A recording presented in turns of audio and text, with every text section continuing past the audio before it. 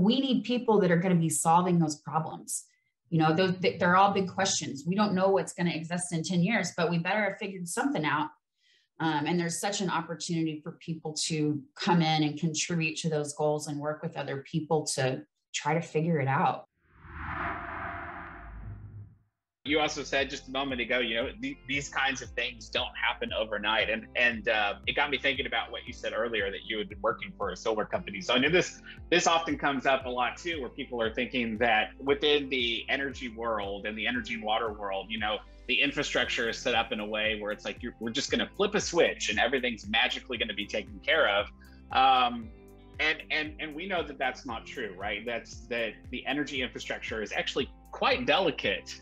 Those of us who live in Texas last year, we figured that out, right? We learned that kind of the hard way, that there are a lot of critical steps along the way, but each of those critical steps is managed by a person or a group of people. And over time, that's actually just going to get bigger, right? So that's another opportunity, because when we're thinking about the energy and water infrastructures of the future, that's another pathway that people can consider, right? Going in that direction, because I know I've had these conversations with utilities where they say, look, we want to go completely green, or we want to do only solar, or we want to have a mix of things in our portfolio, but we don't have the teams to do that. We just don't have the people, because some of those jobs haven't even been created yet, but they are kind of coming down the pipeline, right, so to speak, to put in an energy pun in there. So yeah, talk about that. I mean, what can we anticipate, for future growth? And does somebody have to dive into energy today, or is it something that they can explore over time? Should they be exploring it long term? What are your thoughts on that? I mean, I think everybody should be thinking about energy.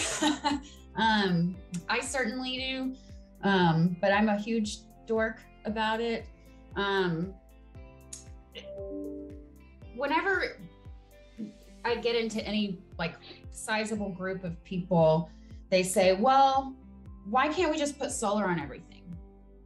Well, solar only works whenever the sun is out. That's not really that dependable. It also doesn't happen everywhere.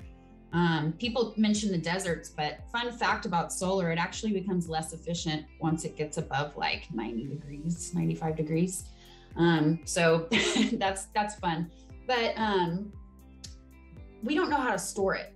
So we can produce solar wherever it exists. We can produce wind wherever it exists. It doesn't exist all the time either, but there's if you can figure out how to do storage for renewable energy, you'll be the next billionaire flying off to space, because that's the big thing. We don't have a storage solution that's feasible. We just don't. And we don't have the transmission infrastructure to transmit it. So having the energy be produced and being able to use it in a useful way are two completely different things. But we need people that are going to be solving those problems. They're all big questions. We don't know what's going to exist in 10 years, but we better have figured something out.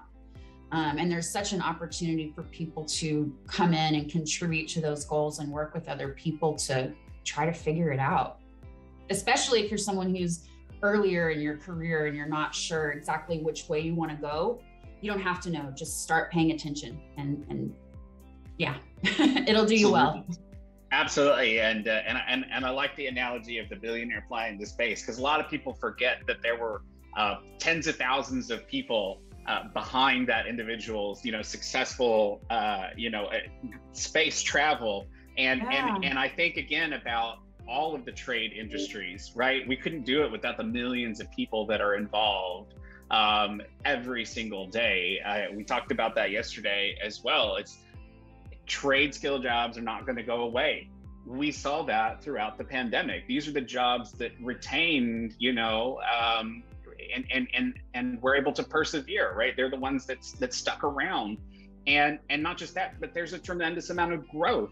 We saw it again during the winter storms in Texas last year too, that after that, we had so many general contractors and roofers and plumbers and electricians and people that were in high demand that we had to bring people from out of state in order to meet the demands of the state, because we just couldn't get enough people in Texas in order to help those businesses and those families that needed to rebuild. So those opportunities are out there, and I think going back again to people, planet, and profit, right? That's why it's important to focus on this and to think about this, because it's going to mean kind of changing the way that you look at things, or it might mean getting a little more training. But we want to help you do that, right? Upstryve wants to help you do that. We want to connect you with mentors and those opportunities, and help you grow that business in a space that is sure to grow for decades to come. The energy infrastructure, if I remember correctly from the North American Builders Trade Union, they said that out of their 3 million members that they have between North America and Canada, they said that more than 50% of the hours worked account for the energy industry. So, that's a lot of time that those members are spending working within the energy infrastructure. So maybe you're thinking about it out there today if you're watching. Maybe you're looking for a career switch, or maybe you're just saying, how do I add that into what I'm currently doing as a way to differentiate myself? But no matter how you slice it, it's going to be good for you. It's going to be good for the planet. It's going to be good for those that you're working with.